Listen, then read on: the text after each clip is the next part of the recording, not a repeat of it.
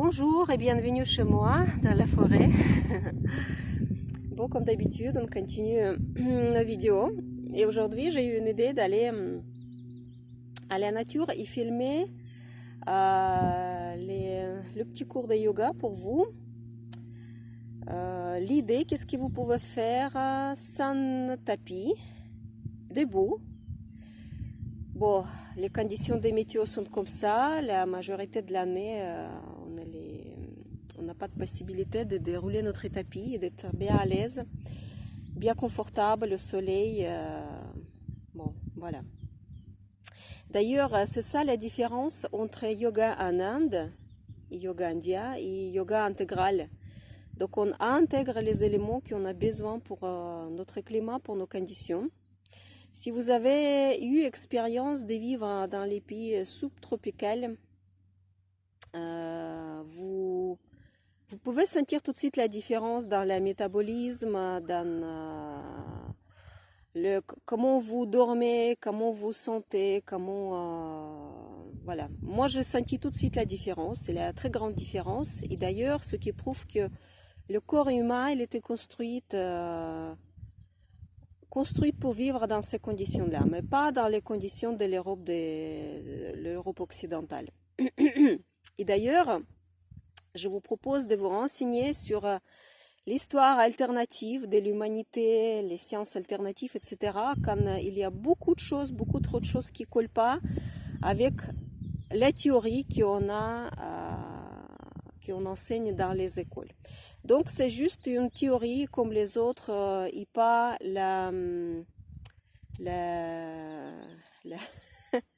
et pas le truc définitif. Donc, voilà pourquoi, c'est pas pour vous savoir, pour dormir moins bête, mais surtout pour votre bien-être, pour savoir comment notre corps fonctionne, comment notre physiologie fonctionne. Tous ces renseignements pour vous installer à meilleur état, à peut-être penser, modifier notre société et modifier beaucoup de choses autour de nous, comment on se nourrit, comment on construit nos relations, etc., etc. Quand il y a quand même beaucoup d'informations en ce moment qui ressortent, notamment au propos des physiologies, l'histoire, la science alternative, etc., etc. Bon, voilà. Donc, qu'est-ce qu'on fait qu'est-ce qu'on intègre pour être mieux chauffé dans ces conditions-là, à l'extérieur? C'est notamment la gymnastique articulaire, ce qu'on a fait. Et puis aujourd'hui, j'ai fait plutôt les tapotements, l'histoire de cette gymnastique lymphatique remonte à la Chine et dans les autres anciennes traditions. Donc je tapote sur les muscles, les plus grands muscles de mes jambes. Je tapote sur toute la surface, devant, derrière, intérieur, extérieur. Voilà, la circulation est installée. Le bassin, les fessiers, les hanches, le bas du ventre. J'aime beaucoup me tapoter fort. Surtout quand il y a 2-3 couches de vêtements. Et puis je remonte et je tapote sur toutes les parties du corps que je peux accéder facilement.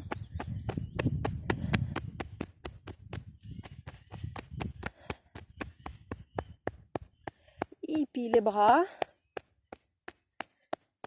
on peut faire en même temps avec le cage thoracique.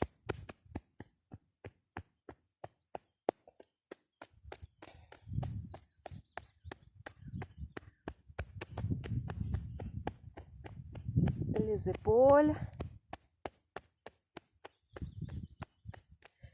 Toujours toutes les surfaces. Bon, j'ai dû marcher environ 5 km déjà. Je suis un petit peu chauffée, mais j'ai du mal quand même, toujours du mal à sentir mon corps, même à l'intérieur, bien chauffé. J'ai beaucoup de problèmes avec ça, donc je passe beaucoup de temps pour me réchauffer habituellement. Le cervical, la cuir chevelu. N'oublions pas notre tête.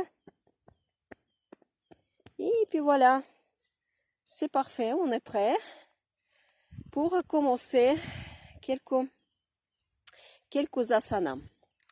Donc, je vous propose tout d'abord l'étirement, le Tadasana, la montagne. Et je fais,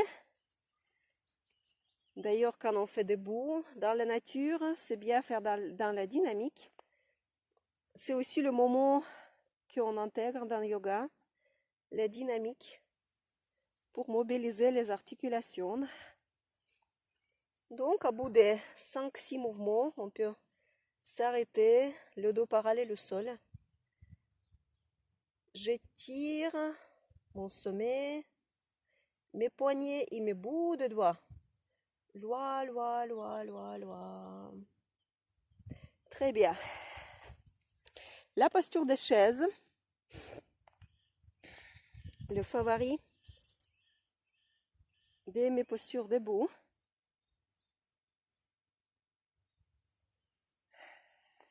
Les pieds, les chevilles, les hanches sont bien mobilisées. Et puis, là maintenant, je fais une position des guerriers 3 dans la dynamique. Voilà comment on commence. Sans toucher le sol. Donc, on peut faire dans la dynamique. On revient les mains dans Namasté, le genou devant et on s'étire. D'ailleurs, vous pouvez faire sur la jambe légèrement fléchie, la jambe d'appui.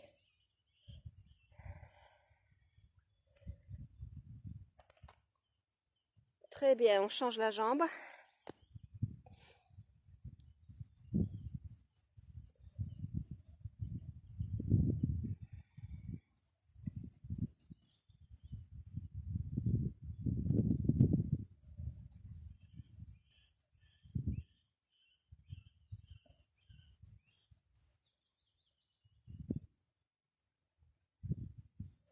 Et puis si vous voulez, vous pouvez fixer la posture.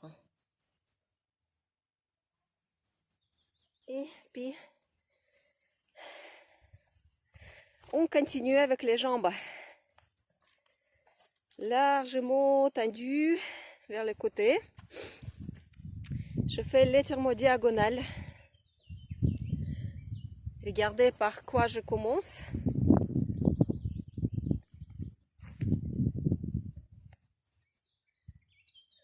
Mes bras sont derrière mon hanche. Et je lève mon visage vers le soleil. J'ouvre la cage thoracique dans cette posture. D'ailleurs, dans la dynamique, ce sera avec le temps de genoux et je descends plus en plus bas. Change le côté.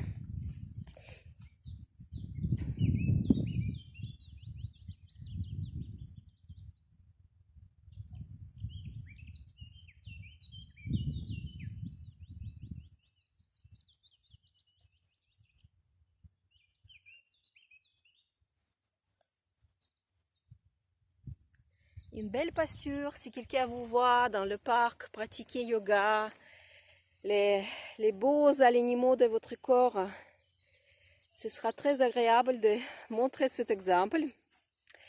Bon, je continue encore.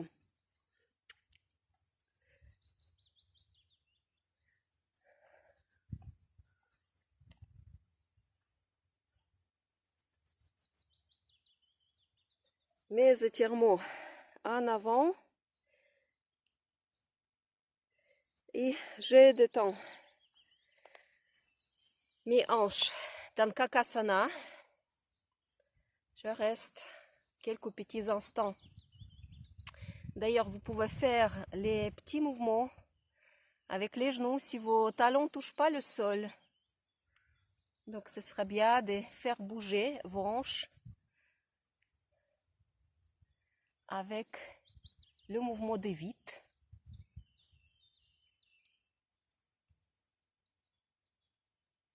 Et puis, je continue avec les jambes écartées, le triangle classique.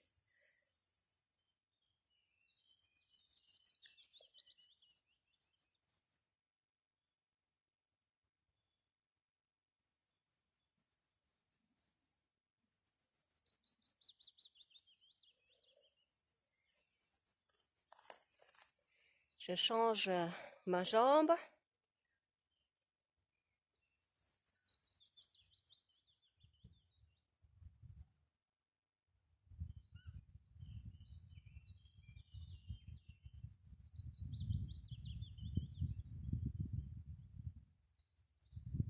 Et je reviens encore dans Kakasana. À chaque fois, j'écarte un petit peu plus mes pieds. Et je vérifie l'état de mes articulations.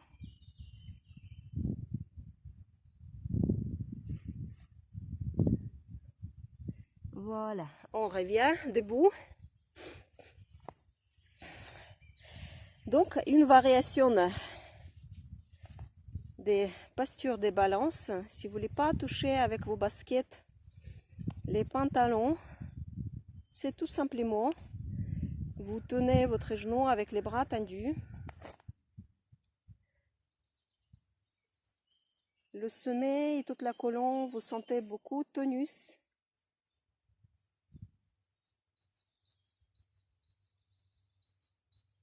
Et on change.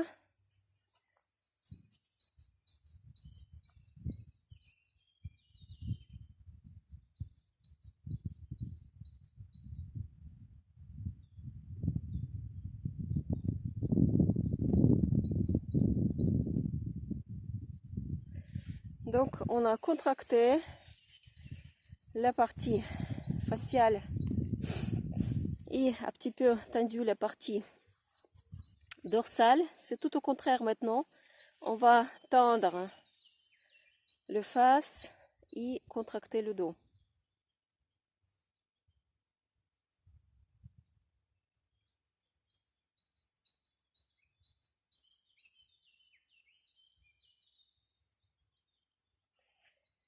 Allez, la deuxième.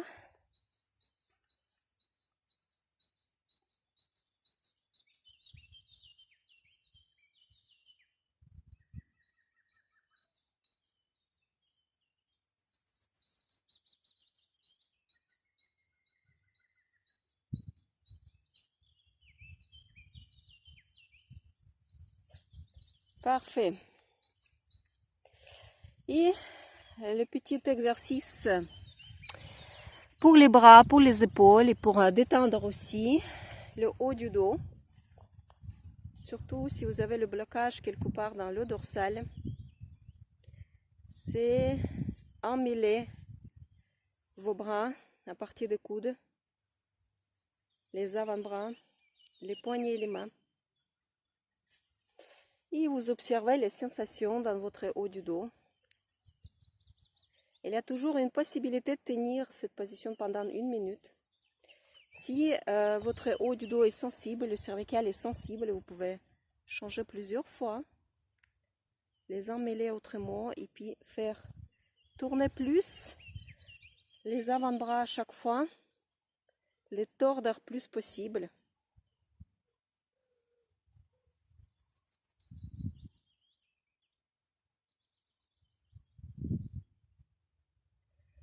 Et c'est parfait. On termine par le cervical. Je laisse mes épaules dans l'ouverture, fixées. Et je fais passer mon menton d'un épaule à l'autre. En même temps, j'étire au maximum la nuque.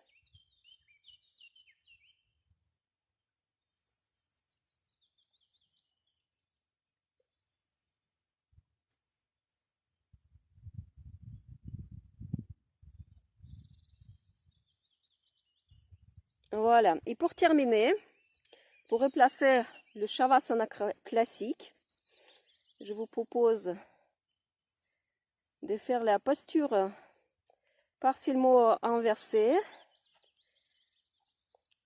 Je tire mes coudes et je les descends par le bas.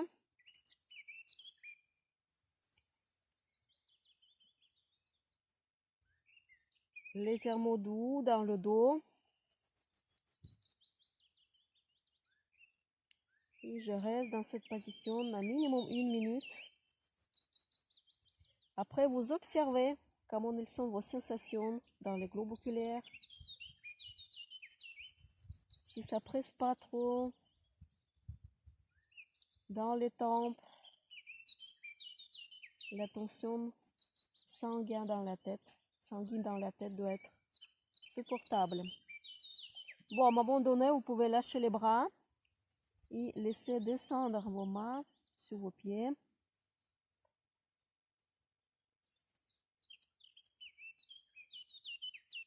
Faire oxygéner votre cerveau. L'inconvénient de toutes les postures debout, c'est bien évidemment une très pauvre oxygénation des parties hautes de notre corps.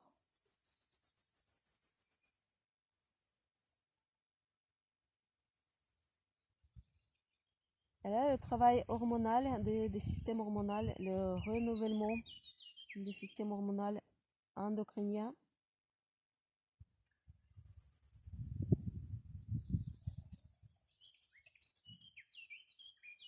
Une très forte influence sur la zone des thyroïdes et les organes hormonaux dans notre cerveau.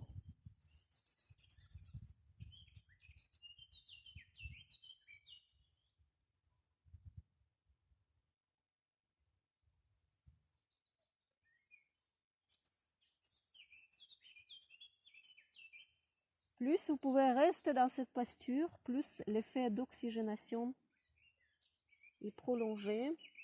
Donc pour sortir, bien évidemment, on déroule tout d'abord les lombaires, on les verticalise, le dorsal, le bas, le dorsal, le haut, le cervical et la faille et très doucement avec le cervical déroulé vraiment vertèbre par vertèbre, toute la colonne vertébrale. Et c'est fini. Comment vous sentez? J'aimerais bien savoir dans vos commentaires les réactions sur cette pratique et puis bien évidemment les propositions de votre part. Je vous souhaite une très belle journée. Pratiquez, vivez, méditez, souriez et restez toujours joyeuse, toujours sereine. À très bientôt avec moi. Ciao, ciao.